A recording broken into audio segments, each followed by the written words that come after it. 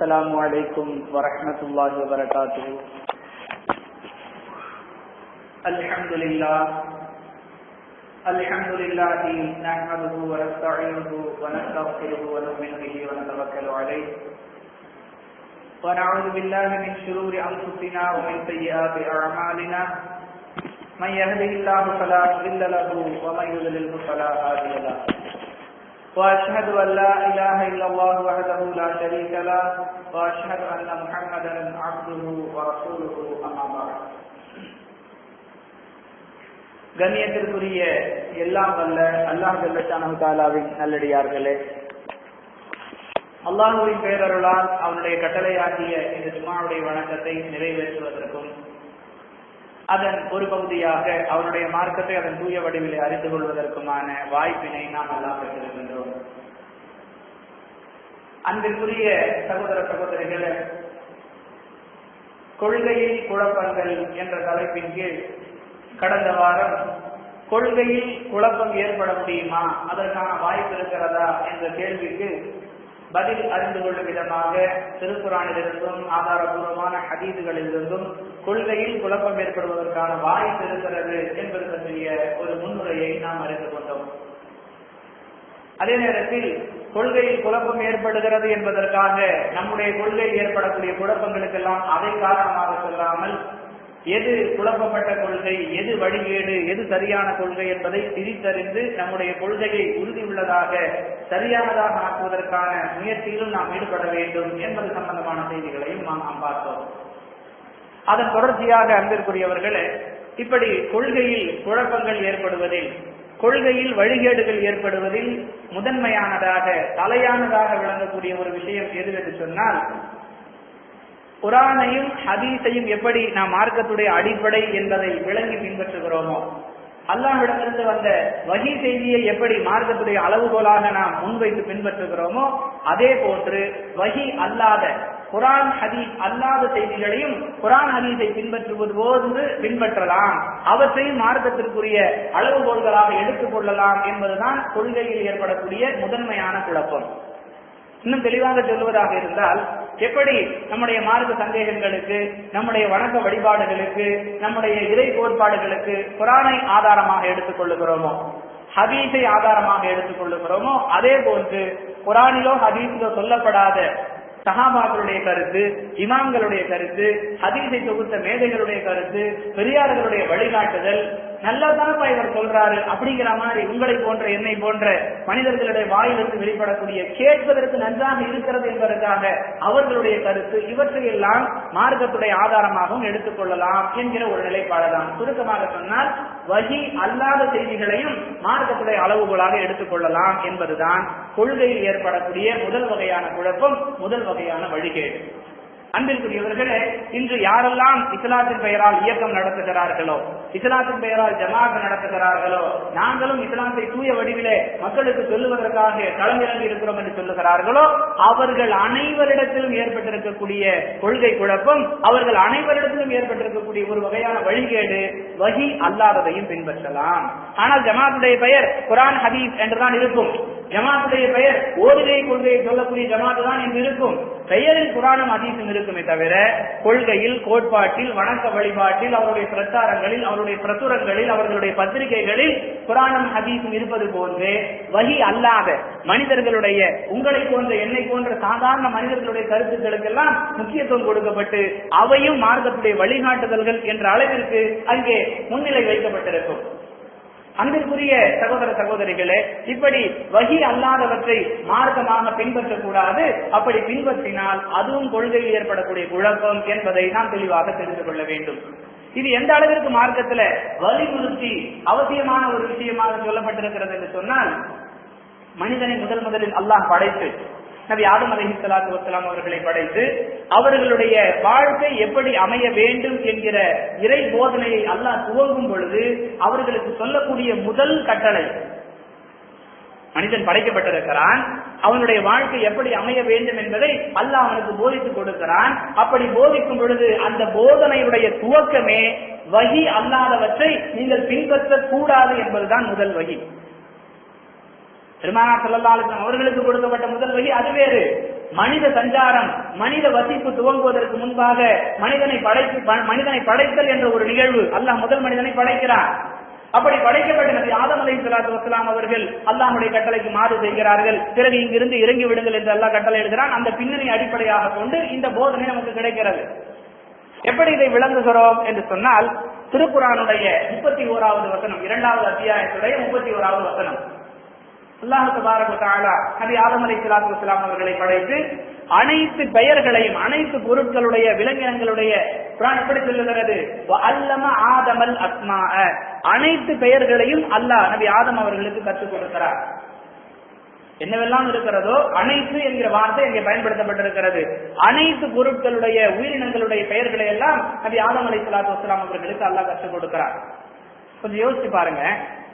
நீங்கள் ஒருவருக்கு எதையோ கற்றுக் கொடுக்கிறீர்கள், நான் ஒருவருக்கு சில விஷயங்களை கற்றுக் கொடுக்கிறேன். நீங்கள் கற்றுக் கொடுக்க, நான் கற்றுக் கொடுத்த முறையில் அல்லது சொல்லித்தர வேண்டிய விஷயங்களில் சில குறைபாடுகள் ஏற்பட்டிருக்கலாம்.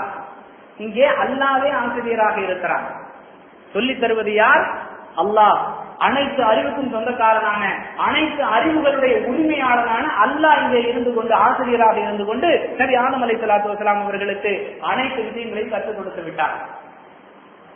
இப்படி சொல்லி தரக்கூடிய அல்லாஹ் சுப்ஹானஹு வ தஆலா நபி ஆதம் அலைஹிஸ்ஸலாத்து வஸ்ஸலாம் அவர்களை பார்த்து சொல்லுகிறான். அதே 2வது அத்தியாயம் 38வது வசனத்துல, மின்னி ஹுதன் ஃபமன் தபிய ஹுதாய ஃபலா கௌஃபுன் அலைஹிம் வலா ஹும் யஹ்ஸனூன். எல்லாம் தெரிஞ்சுக்கிட்டீங்க. இந்த இடத்துல நீங்க இறங்கி போங்க. நீங்கள் எப்படி வாழ வேண்டும் என்பதற்கான வழிகாட்டுதல் நம்மிடத்திலிருந்து வரும். அன்புக்குரியவர்களே, சொல்லித் தர வேண்டிய விஷயங்கள் எல்லாம் சொல்லிக் கொடுத்து விட்டு, இது தெரிந்து கொள்வதற்காக வாழ்வதற்குரிய வழிகாட்டுதல் என்னிடத்திலிருந்து தான் வரும். மின்னி ஹுதன், என்னிடத்திலிருந்து தான் உங்களுக்கான நேர் வழிகாட்டல் வரும். ஹுதாய ஃபலா கௌஃபுன் அலைஹிம் வலா ஹும் யஹ்ஸனூன். நான் சொல்லித் தரக்கூடிய அந்த வழிகாட்டுதலின் அடிப்படையிலே யார் வாழ்கிறார்களோ, ஃபலா கௌஃபுன் அலைஹிம் வலா ஹும் யஹ்ஸனூன், அவர்கள் எதை பற்றியும் பயப்பட வேண்டிய அவசியம் இல்லை, அவர்கள் எதை பற்றியும் கவலைப்பட வேண்டிய தேவையும் இருக்காது. எப்பொழுது நாம் எதை நேர்வழி என்று சொல்லித் தருகிறோமோ அதனுடைய அடிப்படையில் வாழ ஆரம்பிக்கும் பொழுது. அன்பிற்குரியவர்களே, அல்லாஹ்வுடைய வல்லமையை பார்த்த நபி ஆதம் அலைஹிஸ்ஸலாத்து வஸ்ஸலாம், அல்லாஹ்விடமிருந்து பாடம் கற்றுக்கொண்ட நபி ஆதம் அலைஹிஸ்ஸலாத்து வஸ்ஸலாம், அப்படிப்பட்ட ஆதமாக இருந்தாலும் கூட நான் எல்லா விஷயத்தையும் தெரிஞ்சுக்கிட்டேன், அதனுடைய அடிப்படையில் என்னுடைய வாழ்க்கையை அமைத்துக் கொள்வேன் என்ற முடிவுக்கு வந்துவிடக் கூடாது, வந்துவிட முடியாது. ஏன்? முதல் வஹி அல்லாஹ் இப்படி சொல்லுகிறான், மின்னி ஹுதன் ஃபமன் தபிய ஹுதாய ஃபலா கௌஃபுன் அலைஹிம் வலா ஹும் யஹ்ஸனூன். எல்லாத்தையும் தெரிஞ்சுக்கிட்டீங்கல்ல. இது எதற்காக? உங்களுடைய அறிவை வளர்த்துக் கொள்வதற்காக, உங்களுடைய வாழ்க்கையை வளப்படுத்துவதற்கு, உங்களுடைய மறுமையை வளப்படுத்துவதற்கு. فَإِمَّا يَأْتِيَنَّكُمْ مِنِّي هُدًى فَمَنْ تَبِعَ هُدَايَ فَلَا خَوْفٌ عَلَيْهِمْ وَلَا هُمْ يَحْزَنُونَ. நம்மிடத்திலிருந்து உங்களுக்கு வழிகாட்டுதல் வரும். அதனுடைய அடிப்படையில் நீங்கள் உங்களுடைய வாழ்க்கையை அமைத்துக் கொண்டால்தான் உங்களுடைய வாழ்க்கை வளமானதாக, மறுமையில வெற்றியை தேடி தரக்கூடியதாக இருக்கும் என்பதை அல்லாஹ் சுப்ஹானஹு வ தஆலா அழகிய முறையில் சொல்லி காட்டுகிறார். இப்ப என்ன விளங்குது? பின்பற்றுதல் என்று சொன்னால், கட்டுப்படுதல் என்று சொன்னால், அது அல்லாஹ்விடத்திலிருந்து வரக்கூடிய வழிகாட்டுதலை அடிப்படையாக கொண்டு மட்டுமே இருக்க வேண்டும் என்பதை சுருக்கமாக அல்லாஹ் சொல்லிவிட்டார். தெளிவா சொன்ன ஒரு முறை சொன்னா போதும் இல்லையா? தெளிவாக சொல்லப்பட்டு விட்டது, யாருக்கும் புரியாம இல்ல. ஆனாலும் மீண்டும் மீண்டும் மீண்டும் மீண்டும் திருக்குர்ஆனில பல இடங்களில் அல்லாஹ் சொல்லி காட்டுகிறான், என்னை மட்டும் தான் நீங்கள் பின்பற்ற வேண்டும். பின்பற்ற வேண்டும் என்று சொன்னால் எனக்கு மட்டும், அல்லாஹ்வை பின்பற்ற முடியாது, ஏற்கனவே சொல்லிட்டோம். என்னுடைய வார்த்தைக்கு மட்டும்தான் நீங்கள் கட்டுப்பட வேண்டும், என்னுடைய வழிகாட்டுதல் அடிப்படையில் தான் உங்களுடைய வாழ்க்கை அமைத்துக் கொள்ள வேண்டும் என்பதை திரும்ப திரும்ப திரும்ப அல்லாஹ் சொல்லி காட்டுகிறான். இன்னும் சில ஆதாரங்களை குர்ஆன்ல இருந்து நம்ம பார்த்துக் கொள்ளலாம். அன்பிற்குரியவர்களே, அல்லாஹ் சுப்ஹானஹு வ தஆலா சொல்லி காட்டுகிறார், 7வது அத்தியாயம் 3வது வசனத்திலே சொல்லி காட்டுகிறார், இத்தபிஉ மா உன்சில இலைக்கும் மிர் ரப்பிக்கும். நீங்கள் எதற்கு கட்டுப்பட வேண்டும் என்று சொன்னால், எதை உங்கள் இறைவன் உங்களுக்கு கொடுத்தானோ, உங்களுடைய இறைவனிடத்திலிருந்து எது உங்களுடைய வாழ்க்கைக்குரிய வழிகாட்டுதலாக வந்ததோ அதை மட்டும்தான் நீங்கள் பின்பற்ற வேண்டும், அதற்கு மட்டும்தான் நீங்கள் கட்டுப்பட வேண்டும். வலா தத்தபிஉ மின் தூனிஹி அவுலியா, அல்லாத தவிர வேறு யாரையும் பின்பற்றுவதோ அல்லது வேறு யாரையும் உங்களுடைய பொறுப்பாளர்களாக ஆக்கிக் கொள்ளுவதோ கூடாது. அல்லாஹ்வுடைய வழிகாட்டுதலை மட்டும்தான் நீங்கள் வாழ்க்கை முறையாக ஏற்றுக்கொள்ள வேண்டும் என்று சொன்னாலே புரிஞ்சிருச்சு. எதை பின்பற்ற வேண்டும், எதற்கு கட்டுப்பட வேண்டும், எதை நீங்கள் வாழ்க்கைக்குரிய வழியாக எடுத்துக்கொள்ள வேண்டும் என்று சொல்லிவிட்டாலே போதும். அதோடு அல்லாஹ் விட்டுறல, எதை பின்பற்றக்கூடாது, எதற்கு கட்டுப்படக்கூடாது, எதிர்மறையானதையும் தெளிவாக புரிய வைக்கிறார். இத்தபிஉ மா உன்சில இலைக்கும் மிர் ரப்பிக்கும், உங்களுடைய இறைவனிடமிருந்து எது உங்களுக்கு வந்ததோ அதற்கு நீங்கள் கட்டுப்படுங்கள். வலா தத்தபிஉ மின் தூனிஹி அவுலியா, அவனை தவிர வேறு யாரையும் பின்பற்றுவதற்குரியவர்களாகவோ அல்லது உங்களுடைய பொறுப்பாளர்களாகவோ ஆக்கிக் கொள்ள வேண்டாம். கலீலம் மா ததக்கரூன், மிக குறைவானவர்களே சிந்திக்கக்கூடியவர்களாக படிப்பினை பெறக்கூடியவர்களாக இருக்கிறார்கள். நம்ம கேட்கலாம், பெரும்பான்மை மக்கள் எதை செய்யறாங்களோ அதை செஞ்சுட்டு போக வேண்டியதுதானங்க. ஆரம்ப காலத்துல ஏகத்துவ பிரச்சாரம் துவக்கப்பட்ட காலத்துல நிறைய பள்ளிகள்ல பிரச்சனை, விரல தைக்கிறதுல பிரச்சனை, தொப்பி போடாம வர்றதுல பிரச்சனை, நெஞ்சில தக்பீர் கட்டுறதுல பிரச்சனை, அல்ஹம்து சூராவுக்கு சத்தமிட்டு ஆமீன் சொல்றதுல பிரச்சனை. இது காவல் நிலையம் வரை செல்லும் பொழுது அங்க நமக்கு சொல்லப்படக்கூடிய உபதேசம் என்ன? பெரும்பான்மை மக்கள் எது செய்யறாங்களோ அதை செஞ்சுட்டு போங்களப்பா. இப்படித்தான். ஏனென்றால் இவர்கள் சொல்லுவது, இவங்க நேற்று வந்த பசங்க, நாங்க பெரும்பான்மை மக்கள் எதை செய்கிறோமோ அதற்கு எதிராக இவர்கள் செய்கிறார்கள். அல்லாஹ் சொல்லுகிறார், கலீலம் மா ததக்கரூன், ரொம்ப குறைவானவர்கள் தான் சிந்திக்கிறார்கள். மற்றவங்க எல்லாம் மூளையோட கீழே இன்னும் பிரிக்கல. யார் அல்லாஹுக்கு அல்லாஹுடைய வழிகாட்டுதலுக்கு கட்டுப்பட்டு தங்களுடைய வாழ்க்கையை அமைத்துக் கொள்ளுகிறார்களோ அவர்கள் தான் தங்களுடைய மூளையை கீழே பிரித்து அதை சிந்திப்பதற்குரிய ஒரு சாதனமாக பயன்படுத்த ஆரம்பித்திருக்கிறார்கள். கலீலம் மா ததக்கரூன், குறைவான மக்களே படிப்பினை பெற்றிருக்கிறார்கள், குறைவான மக்களே சிந்திக்க ஆரம்பித்திருக்கிறார்கள் என்று அல்லாஹ் சொல்லி காட்டுகிறான். அப்படி என்றால் இந்த வசனத்தோடு இந்த வார்த்தையை, இந்த வாக்கியத்தை ஏன் அல்லாஹ் சேர்க்க வேண்டும்? கலீலம் மா ததக்கரூன் என்ற தொடர் இந்த வசனத்தில் ஏன் சேர்க்கப்பட வேண்டும்? அதை கொண்டு அல்லாஹ் சொல்ல வரக்கூடிய செய்தி என்ன? யார் அல்லாஹ் அல்லாதவற்றிற்கு கட்டுப்படுகிறார்களோ, யார் அல்லாஹ் அல்லாதவர்களுடைய உபதேசங்களை வாழ்க்கைக்குரிய பாதையாக எடுத்துக்கொண்டார்களோ அவர்கள் சிந்திக்க ஆரம்பிக்கவில்லை, அவர்கள் படிப்பினை பெறவில்லை. நேர்வழி எது, வழிகேடு எது என்பதை பகுத்து அறியக்கூடிய அறிவை அவர்கள் இன்னும் தங்களுக்குள் ஏற்படுத்திக் கொள்ளவில்லை. குர்ஆன் சொல்லுகிறது. 3 செய்தி இந்த வசனத்துல. ஒண்ணு, எதை நீங்கள் பின்பற்ற வேண்டும், எதற்கு கட்டுப்பட வேண்டும், எதை உங்களுடைய வாழ்க்கைக்குரிய வழிகாட்டியாக எடுத்துக்கொள்ள வேண்டும் என்பது ஒரு செய்தி. எதையெல்லாம் உங்களுக்கு வாழ்க்கைக்குரிய வழிகாட்டியாக எடுத்துக்கொள்ள கூடாது என்பது 2வது செய்தி. நீங்கள் படிப்பினை பெற்றவர்களா, நீங்கள் சிந்திக்கக்கூடியவர்களாக இருந்தால் உண்மையிலேயே நீங்கள் எதற்கு கட்டுப்பட வேண்டும், எதை பின்பற்ற வேண்டும் என்று அல்லாஹ் சொல்லுகிறானோ அதுக்கு மட்டும்தான் நீங்க கீழ்ப்படியணும் என்று 3 விஷயத்தை அல்லாஹ் சொல்லுகிறான். இதைய வேற வாசகங்கள்ல வேற கருத்துல அல்லாஹ் சொல்லி காட்டுகிறான். 5வது அத்தியாயம் 48வது வசனத்துல, ஃபஹ்கும் பைனகும் மா பிமா அன்ஸலல்லாஹ், நீங்கள் யாருக்காவது எது பற்றியாவது தீர்ப்பளிப்பதாக இருந்தால், ஏதாவது விஷயத்துல உங்கள்கிட்ட வந்து கேட்கிறாங்க, ஒரே குழப்பமா இருக்குது, இதுக்கு சரியான தீர்வு சொல்லுங்க, அல்லது எங்களுக்கு மத்தியில பிரச்சனை இருக்கிறது, இதற்கு ஒரு சரியான தீர்வை நீங்கள் சொல்லுங்கள் என்ற ஒரு சூழ்நிலை ஏற்பட்டு எது விஷயத்திலாவது யாருக்கு மத்தியிலாவது நீங்கள் தீர்ப்பு வழங்குவதாக இருந்தால் அல்லாஹ் சொல்லி காட்டுகிறான், பிமா அன்ஸலல்லாஹ், எது அல்லாஹ்விடத்திலிருந்து இறக்கி அருளப்பட்டிருக்கிறதோ அதை அடிப்படையாக கொண்டு நீங்கள் தீர்ப்பு வழங்குங்கள், பதில் சொல்லுங்கள். ஏதாவது விஷயத்துல நம்முடைய அறிவை கொண்டு என் கருத்துப்படி இதுதான் சரியா இருக்கும், என் அறிவுக்கு ஏற்ற வரைக்கும் இதுதான் சரியா, உலக விஷயத்துல அப்படி சொல்லுங்க, அது உங்களிடத்துல குற்றத்திற்குரியதாக ஒரு குற்றம் பிடிக்கப்படக்கூடிய செயலாக கருதப்படாது. மார்க்கம் என்று வந்துவிட்டால், மறுமை என்று வந்துவிட்டால், ஒரு விஷயத்தில் நீங்கள் தீர்வு காண்பதற்கு பிமா அன்ஸலல்லாஹ், எதை அல்லாஹ் இறக்கி அருள் இருக்கிறானோ அதிலிருந்துதான் நீங்கள் தீர்வு சொல்ல வேண்டும் என்று அல்லாஹ் தெளிவாக சொல்லி காட்டுகிறார். அன்பிற்குரியவர்களே, இன்னும் அல்லாஹ் சொல்லி காட்டுகிறார் 6வது அத்தியாயம் 106வது வசனத்துல. நல்ல கவனிக்கணும். திரும்ப திரும்ப ஒரே கருத்தை சொல்வதாக இருந்தாலும் பெறக்கூடிய படிப்பினைகள் ஒவ்வொரு வசனத்திலும் வெவ்வேறாக இருந்து கொண்டிருக்கிறது. அல்லாஹ் சொல்லி காட்டுகிறான், இத்தபி மா ஊஹிய இலைக மிர் ரப்பிக, நீங்கள் எதை பின்பற்ற வேண்டும் என்று சொன்னால், எதற்கு கட்டுப்பட வேண்டும் என்று சொன்னால், எதை அல்லாஹ் வஹியாக கொடுக்கிறானோ அதற்கு மட்டுமே நீங்கள் கட்டுப்பட வேண்டும், அதை மட்டுமே நீங்கள் பின்பற்ற வேண்டும். ஏன் அன்பிற்குரியவர்களே, அதுல அல்லாஹ் கூடுதலாக ஒரு செய்தியை சொல்லுகிறான், வாரில் அனில் முஷ்ரிகீன், இணை வைப்பாளர்களை நீங்கள் புறக்கணிக்கக்கூடியவர்களாக இருந்தால், லா இலாஹ இல்லாஹுவ, எவன் வணக்கத்திற்குரியவன் என்று ஒருவனாக இருக்கிறானோ அந்த ஒருவனுக்கு மட்டும் நீங்க கட்டுப்படுங்க, அவனுடைய வழிகாட்டுதலை மட்டும் நீங்கள் வாழ்க்கைக்குரிய வழிகாட்டுதலாக ஏற்றுக்கொள்ளுங்கள்.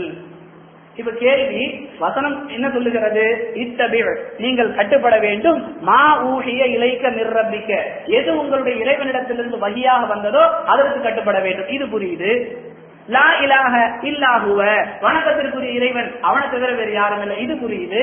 அடுத்து அல்லாஹ் என்ன சொல்லுகிறான்? வஅரில் அனில் முஷ்ரிகீன், இணை வைப்பாளர்களை நீங்கள் புறக்கணிப்பீராக. இதுக்கு என்ன சம்பந்தம்? அன்பிற்குரியவர்களே, மார்க்கம் என்ற பெயரில் நீங்கள் எதையாவது செய்வதாக இருந்தால் அதற்கு அல்லாஹ்வுடைய வழிகாட்டுதல் என்னவாக இருக்கும், அல்லாஹ்வுடைய தூதருடைய வழிகாட்டுதல் என்னவாக இருக்கிறது, இதைத்தான் பார்க்க வேண்டுமே தவிர மதுஹபை பின்பற்றக்கூடியவர்கள் தெளிவான இணை வைப்பில் இருக்கிறார்கள் என்பதற்கு இந்த வசனம் போதுமான சான்றாக இருக்கிறது. ஏன் லா இலாஹ இல்லல்லாஹுவ, வணக்கத்திற்குரிய இறைவன், வணங்குவதற்கு தகுதியானவன் அவன் மட்டும்தான். எனவே இத்தபிழ், நீங்கள் அவனுக்கு கட்டுப்படுங்கள். மா ஊஷிய இலைக்க மின் ரப்பிக்க, உங்களுடைய ரப்பாகி அவன் எதை வகையாக கொடுத்தானோ அதுக்கு மட்டும் நீங்க கட்டுப்படுங்க. ஏன்னா அவன் தான் வணக்கத்திற்குரியவன். அவனுக்கு இணையாக எதையோ கொண்டு போய் வைத்திருக்கிறார்களே அவர்களை நீங்கள் புறக்கணிக்க வேண்டும். அல்லாஹ் ஒன்றை கூடும் என்று சொல்லுவான், மதுஹப் கிதாபு கூடாது என்று சொல்லும். அல்லாஹ் கூடாது என்று சொல்லுவான், மதுஹப் கிதாபிலே கூடும் என்று சொல்லப்பட்டிருக்கும்.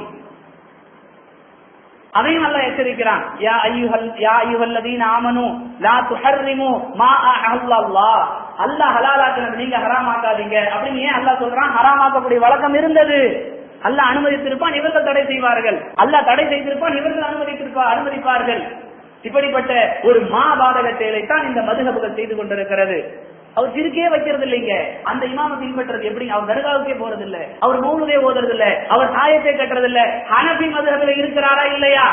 குர்ஆனுக்கும் ஹதீஸுக்கும் எதிரான குப்பையை வாழ்க்கைக்குரிய வழிகாட்டி என்று அவர் உச்சி மேல் வைத்து மெச்சுகிறாரா இல்லையா? தெளிவான இணை வைப்பில் தான் இருந்து கொண்டிருக்கிறார். ஏகத்துவம் பேசுறவங்க என்னங்க அந்த இமாமை பின்பற்றி அவர் தர்காக்கே போறது இல்ல பாய், அவர் மௌலுக்கு எல்லாம் போறது இல்லைன்னு சொல்லிட்டார். மதுஹபிலே இருந்தால் அதுவும் தெளிவான இணை வைப்பு. எடுத்து வாசிச்சு பாருங்க, 6வது அத்தியாயம் 106வது வசனம். அனில் முஷ்ரிக்கீன், இணை வைப்பாளர்களை புறக்கணிப்பீராக அல்லாஹ் சொன்ன பிறகு நீ என்ன அவருக்கு வக்காலத்து வாங்குறது? அவருடைய இணை வைப்பை பத்தி, அவருடைய கொள்கையை பத்தி சர்டிபிகேட் கொடுக்கறதுக்கு உனக்கு என்னப்பா தகுதி இருக்கு? அல்லாஹ் புறக்கணிக்க சொல்லிவிட்டான். இல்ல எங்க கடைக்கு அதுதான் கிட்ட இருக்குது, எங்க வீட்டுக்கு அதுதான் கிட்ட இருக்குது, அல்லாஹ் காப்பாற்ற வேண்டும், நரகம் கிட்ட இருக்கிறது என்பதற்காக தூரமாக உள்ள சொர்க்கத்தை புறக்கணிப்பது ஒரு புத்திசாலிக்கு அழகா? வீட்டுக்கிட்ட இருக்கிற கடையில கெட்டு போன பொருள் கொஞ்சம் பேர் நடந்த நல்ல பொருள் வைக்கிறது இல்லைங்க, வீட்டுக்கிட்ட இருக்கிற கடையில எனக்கு கெட்டு போன பொருளாக இருந்தாலும் பரவாயில்லன்னு சொல்லி வாங்கக்கூடிய அறிவாளி உலகத்துல யாரும் இல்ல. ஏன்? உலக பொருட்களுடைய கண்ணியம், உலக பொருட்களுடைய மதிப்பு உள்ளத்துல தெளிவாக விளங்கி இருக்கிறது. சர்வசாதாரணமாக அன்பிற்குரியவர்களே, இவ்வளவு அழகாக இந்த வசனம் சொல்லுகிறது, இணை வைப்பாளர்களை புறக்கணிக்க வேண்டும். ஏனென்றால் இத்தகையமா ஊழிய இலைக்க நிரப்பிக்க, உங்களுடைய இறைவன் எதை வகையாக கொடுக்கிறானோ அதை மட்டும் தான் நீங்க பின்பற்றணும், அது அல்லாதவற்றை பின்பற்றவே கூடாது என்று அழகான முறையில திருக்குர்ஆனும் ஹதீஸும் நமக்கு சொல்லி தருகிறது. அன்பிற்குரியவர்களே, இவை போக இன்னும் எப்படியெல்லாம் அல்லாஹ் இதை வலியுறுத்தி சொல்லுகிறான், இதனுடைய அவசியத்தை சொல்லுகிறான் என்று பார்க்கும் பொழுது 24வது அத்தியாயம் 51வது வசனம், 24வது அத்தியாயம் 54வது வசனம். இங்கெல்லாம் அல்லாஹ் சொல்லி காட்டுகிறான், நீங்கள் அல்லாஹுக்கும் அவனுடைய தூதருக்கு அல்லாஹுக்கு எப்படி கட்டுப்பட வேண்டும் என்று சொன்னால், அல்லாஹ் சொல்லிவிட்டால் அதுக்கு அப்படியே முழுமையாக சரணடைந்து விட வேண்டும். அதை விட்டு உங்களுடைய அறிவுக்கு நீங்கள் முக்கியத்துவம் கொடுத்தால் எப்படிப்பட்ட ஒரு நிலைக்கு நீங்கள் ஆளாகி விடுவீர்கள்? அதை அல்லாஹ் சொல்லி காட்டுறான். 49வது அத்தியாயம் 16வது வசனத்துல, குல் அத்துஅல்லிமூனல்லாஹ பிதீனிக்கும், இவ்வளவு தெளிவாக அல்லாஹுக்கு தான் கட்டுப்பட வேண்டும், அல்லாஹ் கொடுக்கக்கூடிய வழி அடிப்படையில் தான் நீங்கள் வாழ வேண்டும் என்று தெளிவாக சொன்ன பிறகு அது அல்லாத விஷயங்களை எல்லாம் மார்க்கம் என்ற அடிப்படையில நீங்கள் எடுத்து செயல்படுத்த ஆரம்பிப்பீர்கள் என்று சொன்னால் உங்களுடைய செயல் எப்படிப்பட்டதாக இருக்கிறது? நீங்கள் அல்லாஹுக்கே மார்க்கத்தை சொல்லித்தர ஆரம்பித்து விட்டீர்கள். அதன் அர்த்தம் அல்லாஹ் சொல்றேன் இதை செய்யாதீங்க, இல்ல நான் செய்வேன் அப்படின்னா என்ன அர்த்தம்? அல்லாஹ் செய்யக்கூடாதுன்னு சொன்னது சரியானது அல்ல, எனவே நான் செய்வேன். அல்லாஹ் செய்ய வேண்டும் என்று சொல்லுகிறான், இல்ல நாங்க செய்ய மாட்டோம். ஏன்? அல்லாஹ் சொல்லுகிற விவரம் இல்லை, அதுதான் அர்த்தம். இது இணை வைப்பை விட பெரிய பாவம். இணை வைப்பு என்று சொன்னால் அல்லாஹ்வுக்கு இணையாக வேறொன்றை கொண்டு போய் வைப்பது. இது எப்படி? அல்லாஹ்வை விட தாங்கள் எதை சரி காணுகிறோமோ அதை மேலானதாக வைப்பது. ரெண்டுக்கும் உள்ள வித்தியாசத்தை விளங்கணும். முதலமைச்சருக்கு இணையாக ஒருவர் தன்னை கருதி கொள்ளுகிறார், இது முதலமைச்சருடைய பார்வையில் இணை வைப்பு. இல்ல முதலமைச்சரை எனக்கு கீழே தான் என்று சொன்னால் இணை வைப்பை விட முதல்வரை மட்டப்படுத்துவதை விட ஆக பெரிய பாவம் என்று அவர் புரிந்து வைத்திருப்பது போன்று அல்லாஹ்வுக்கு இணை, அல்லாஹ் சொல்றதும் இந்த சஹாபி சொல்றதும் ஒண்ணுதான், அல்லாஹ் சொல்லுவதும் இந்த இமாம் சொல்லுவதும் சமமானது என்று சொல்லுவதுதான் இணை வைப்பு. ஆனால் இவர்களுடைய நிலைப்பாடு, இவர்கள் என்று சொன்னால் யார் தங்களுடைய நிலைப்பாட்டை குர்ஆன் ஹதீஸுக்கும் கூடுதலாக இதை பின்பற்றுவது அதை பின்பற்றுவதெல்லாம் மார்க்கம் தான் என்று சொல்லுகிறார்களோ அவர்களுடைய நிலை என்ன? இணை வைப்பை விட மாபாதக சேவை செய்து கொண்டிருக்கிறார்கள். இணை வைப்பை விடவும் மிகப்பெரிய வழிகேட்டை அவர்கள் செய்து கொண்டிருக்கிறார்கள் என்பதை திருக்குர்ஆன் நமக்கு தெளிவாக சொல்லி காட்டுகிறது. இப்போ ஒரு கேள்வி, அல்லாஹ்வுக்கு மட்டும்தான் கட்டுப்பட வேண்டும், அல்லாஹ் சொல்வதை மட்டும்தான் மார்க்கமாக எடுத்துக்கொள்ள வேண்டும் என்று இவ்வளவு நேரம் நம்ம பேசிக்கிட்டு இருந்தோம், கேட்டுக்கிட்டு இருந்தோம். ஆனா குர்ஆன்ல பல இடங்கள்ல வாதீஉல்லாஹ வர் ரசூல், அல்லாஹ்வுக்கும் கட்டுப்படணும் அவனுடைய தூதருக்கும் கட்டுப்படணும் என்று வந்திருக்கிறது. அல்லாஹ்வுக்கு மட்டும்தான் கட்டுப்பட வேண்டும் என்று சொல்லக்கூடிய வசனங்களும் அல்லாஹ்வுக்கும் அவனுடைய தூதருக்கும் கட்டுப்பட வேண்டும் என்று சொல்லக்கூடிய வசனங்களும் முரண்படுவது போன்று தெரிகிறது. இது நம்முடைய கொள்கையில குழப்பத்தை ஏற்படுத்துமா? இதனால் நம்முடைய கொள்கை வழிகேட்டை நோக்கி போவதற்கான வாய்ப்பு இருக்கிறதா? இப்படி எல்லாம் நம்முடைய உள்ளத்தில் சிந்தனை வர வேண்டும். இப்படி எல்லாம் கேள்வி நாம உருவாக்கி குர்ஆனிலும் ஹதீஸிலும் அதற்கு என்ன தீர்வு சொல்லப்பட்டிருக்கிறது என்பதை தேட வேண்டும். அப்ப பாருங்க, குர்ஆன்ல இவ்வளவு நேரம் சொன்ன செய்திகள் எல்லாம் அல்லாஹ்வுக்கு மட்டும், அல்லாஹ் தரக்கூடிய வஹீக்கு மட்டும் கட்டுப்பட வேண்டும் என்றுதான் சொல்லப்பட்டது. ஆனால் பல இடங்கள்ல வாதீஉல்லாஹ வர் ரசூல் வமை யுதில்லாஹ வர் ரசூல், அல்லாஹ்வுக்கும் கட்டுப்படுங்க அவனுடைய தூதருக்கும் கட்டுப்படுங்க என்று சொல்லப்பட்டிருக்கிறது. இது மாறுபட்டதாக இருக்கிறது அப்படிங்கிற கேள்வியும் வரலாம். இதற்கும் நாம் தெளிவு பெற்றுக் கொள்ள வேண்டும். இது மாறுபட்ட முரண்பட்ட செய்திகளை சொல்லக்கூடிய வசனங்கள் அல்ல. ஏன்? திருக்குர்ஆன்ல 53வது அத்தியாயம் 3 மற்றும் 4வது வசனங்கள் அல்லாஹ் சொல்லி காட்டுகிறார். பல நேரத்துல நமக்கு மத்தியில சொல்லப்பட்ட செய்தி, வமா யன்திகு அனில் ஹவா இன் ஹுவ இல்லா வஹ்யு யூஹா. அந்த முஹம்மது சொல்லக்கூடிய விஷயங்கள் எதுவும் அவருடைய மனோ இச்சைப்படி சொல்லப்படுவதில்லை. இன் ஹுவ இல்லா வஹ்யு யூஹா, எதை நாம் வழியாக அனுப்புகிறோமோ அவற்றை தவிர. அப்ப வஹியை பின்பற்ற வேண்டும், வஹியை பின்பற்ற வேண்டும் என்று சொல்லக்கூடிய வசனங்கள் அனைத்துமே எப்படி அல்லாஹ் சொல்லக்கூடிய செய்திகளை ஏற்று நடக்க வேண்டும் என்ற கருத்தை சொல்லுகிறதோ அதே போன்று வஹியை பின்பற்ற வேண்டும், வஹியை மட்டும்தான் பின்பற்ற வேண்டும் என்று சொல்லக்கூடிய வசனங்கள்ல இந்த கருத்தும் அடங்கி இருக்கிறது. அல்லாஹ்வுடைய தூதர் சொல்லக்கூடியதையும் கேட்டு நடக்க வேண்டும். ஏன்? அல்லாஹ்வுடைய தூதர் சொல்லுவது அவர்களுடைய சொந்த கருத்து அல்ல. இதை தெளிவாக விளங்கிக் கொள்ள வேண்டும். இப்ப பாருங்க, 24வது அத்தியாயத்துடைய 51வது வசனம், 24வது அத்தியாயத்துடைய 54வது வசனம், இங்கெல்லாம் அல்லாஹ் சொல்லி காட்டுகிறார், வாதீஉல்லாஹ வர் ரசூல், அல்லாஹ்வுக்கு கட்டுப்படுங்கள் அவனுடைய தூதருக்கு கட்டுப்படுங்கள். வமை யுதில்லாஹ வர் ரசூல், அல்லாஹ்வுக்கும் அவனுடைய தூதருக்கும் கட்டுப்படுங்கள், கீழ்ப்படிந்து நடந்து கொள்ளுங்கள். இப்படிப்பட்ட கருத்துக்களை சொல்லுகிறான். இன்னும் அல்லாஹ் சொல்லுகிறான், அல்லாஹ்வுக்கும் அவனுடைய தூதருக்கும் கட்டுப்பட்டு நீங்கள் நடக்க வேண்டும் என்று அவர்களிடத்தில் சொல்லப்பட்டால் 24:51 சமிஅனா வஅதானா, நாங்கள் செவியுற்றோம் கட்டுப்பட்டோம் என்று சரணடைவதுதான் மூமின்களுடைய பண்பு என்று அல்லாஹ் சொல்லி காட்டுகிறான். இல்ல நாங்க சஹாபாக்கள் சொல்றதையும் கேட்போம், எங்க மதுஹப் இமாம்கள் சொல்றதை கேட்போம், எங்க ஊர் அஜர்த்து சொல்றதை கேட்போம், பெரியார்கள் உலமாக்கள் அமீரே ஷரியத் சொல்றதை கேட்போம் அப்படின்னு சொன்னா நீங்கள் வழிகேட்டு இருக்கிறீங்க. ஏன்? அதையும் அல்லாஹ் தான் வேற ஒரு இடத்துல சொல்லி காட்டுறான். அப்ப என்ன விளங்கணும்? அல்லாஹ்வுக்கு கட்டுப்படுவது போன்றே அல்லாஹ்வுடைய தூதருக்கும் கட்டுப்பட வேண்டும். அதனால அல்லாஹ்வுடைய தூதரை அல்லாஹ்வுக்கு இணையாக்கி கொண்டு வைத்து விட்டோம் என்பது அர்த்தம் அல்ல. அல்லாஹ் சொல்லுவதைத்தான் அல்லாஹ்வுடைய தூதர் விளக்கி சொல்லுகிறார். குர்ஆன் அப்படித்தான் சொல்லுகிறது. எப்படி? கமா அர்சல்னா ஃபீக்கும் ரசூலன் மின்கும் யத்லு அலைக்கும் ஆயாத்தினா வ யுஸக்கீக்கும் வ யுஅல்லிமுக்குமுல் கிதாப வல் ஹிக்மா வ யுஅல்லிமுக்கும் மா லம் தகூனு தஅலமூன். கமா அர்சல்னா ஃபீக்கும் ரசூலம் மின்கும், உங்களில் இருந்து உங்களுக்கு ஒரு தூதரை நாம் ஏற்படுத்துவோம். யத்லு அலைக்கும் ஆயாத்திஹி, அவர் நம்முடைய வசனங்களை உங்களுக்கு ஓதி காண்பிப்பார். வ யுஸக்கீஹிம், உங்களை தூய்மைப்படுத்துவார். வ யுஅல்லிமுஹுமுல் கிதாப வல் ஹிக்மா, வேதத்தையும் ஞானத்தையும் அவர் உங்களுக்கு எடுத்து சொல்லுவார். வ யுஅல்லிமுக்கும், மேலும் அவர் உங்களுக்கு கற்றுத் தருவார். மாலம் தகூனு தஅலமூன், எதை பற்றி நீங்கள் அறியாமல் இருக்கிறீர்களோ அதையெல்லாம் அவர் உங்களுக்கு கற்றுத் தருவார். அப்ப ரசூலுடைய கற்றுத்தருதல், ரசூலுடைய வழிகாட்டுதல் எல்லாம் அவங்களுடைய சொந்த தரக்கு அல்ல. எதை அல்லாஹ் அவர்களுக்கு சொல்லி தந்தானோ அதை சமுதாய மக்களுக்கு, உம்மத்துக்கு சொல்லி தருகிறார்கள். எனவே ரசூலுடைய வார்த்தையையும் ரசூலுடைய வழிகாட்டுதலையும் மார்க்கமாக எடுத்துக்கொள்ள, எப்படி வந்தாலும் அல்லாஹ் ரசூல் மட்டும்தான், இது அல்லாம வேற ஒண்ணு கிடையவே கிடையாது என்பதை தெளிவாக மார்க்கம் நமக்கு சொல்லுகிறது. இன்னும் அன்பிற்குரியவர்களே, யாரெல்லாம் இந்த சஹாபாக்களை பின்பற்ற வேண்டும், இமாம்களை பின்பற்ற வேண்டும் என்று சொல்லுகிறார்களோ அவர்களெல்லாம் கையில் எடுக்கக்கூடிய ஒரு விஷயம் என்னன்னு பாத்தீங்கன்னா, இப்படி சொல்லுவார்கள் மக்களிடத்துல, நமக்கு மத்தியில ஒற்றுமை ஏற்படணும்னு சொன்னா இதையெல்லாம் ஒரு பெரிய விஷயமா எடுக்காதுங்க, சின்ன சின்ன சுண்ணத்து தானே, தரல செய்யறது ஒரு பெரிய விவகாரமா, நெஞ்சில தக்பீர் கட்டுறது ஒரு பெரிய பிரச்சனையா, கூட்டுதுவா ஓதுறது ஒரு பெரிய மேட்டரா, விரும்பினா ஓதட்டும் இல்லைன்னா விட்டுருவோம், நமக்கு நோக்கம் வந்து ஒற்றுமை தான் பாய் அப்படின்னு சொல்லுவாங்க. இது ஒரு பிரச்சாரம். நம்ம நோக்கம் நம்ம எல்லாம் ஒற்றுமையா இருக்கணும், ஒன்னா இருக்கணும், இதுதான் போய் நம்முடைய நோக்கம். இதுக்கு எதிராக எந்த விஷயம் வந்தாலும் நம்ம அதை எதிர்த்து போராடணும். இப்படி எல்லாம் சொல்லி குர்ஆனையும் ஹதீஸையும் புறந்தள்ளக்கூடிய ஒரு நிலையை பார்க்கிறோம். அல்லாஹ் அழகாக சொல்லி காட்டுகிறார். 6வது அத்தியாயம் 153வது வசனத்தில் சொல்லுகிறான், வ அன்ன ஹாதா சிராத்தி முஸ்தகீமா, இதுதான் நேரான வழி. எது? குர்ஆனும் ஹதீஸும் மட்டும்தான் நேரான வழி. ஃபத்தபிஉ, இதை மட்டும் தான் நீங்க பின்பற்றணும். வலா தத்தபிஉ சுபுல ஃபதஃபர்ரக பிகும், இதை தவிர்த்து வேறு எதையாவது நீங்கள் பின்பற்றினால் நீங்கள் பல கூறுகளாக பல பிரிவுகளாக பிரிந்து போய்விடுவீர்கள் என்று அல்லாஹ் சொல்லுகிறார். குர்ஆனையும் ஹதீஸையும் தவிர ஒற்றுமைங்கிற பேர்ல, தீனை நிலைநிறுத்துவோம் என்ற பேர்ல, மார்க்கத்துக்காக போராடுவோங்கிற பேர்ல, ஒற்றுமையை வளர்ப்போங்கிற பேர்ல என்னென்னவெல்லாம் சொல்லுகிறார்களோ அவை குர்ஆனுக்கும் ஹதீஸுக்கும் கட்டுப்பட்டுறதா? பிரச்சனையே இல்லை. இப்ப ஒற்றுமை இல்லாத ஒரு சூழல் வருவதற்கு காரணமே குர்ஆன் ஹதீஸை விட்டுட்டு வேறு எதையோ பின்பற்றுறதால தானே பிரச்சனையே வருது. எல்லாருமே குர்ஆன் ஹதீஸ் என்று வந்து விட்டால் ஒற்றுமைக்கு தனி ஒரு முயற்சியே தேவையில்லை. எல்லோரும் குர்ஆன் ஹதீஸுக்கு கீழ் வாழ துவங்குவோம் என்ற ஒரு முடிவுக்கு வந்துட்டாங்கன்னா ஒற்றுமை பிரச்சாரம், ஒற்றுமை கோஷம், போலி ஒற்றுமை இதெல்லாம் இந்த பிரச்சாரம் தேவையே இல்லை. அனைவருமே குர்ஆனுக்கும் ஹதீஸுக்கும் கீழே வந்து விட்டால் ஒற்றுமை என்பது தானாகவே வந்துவிடும்.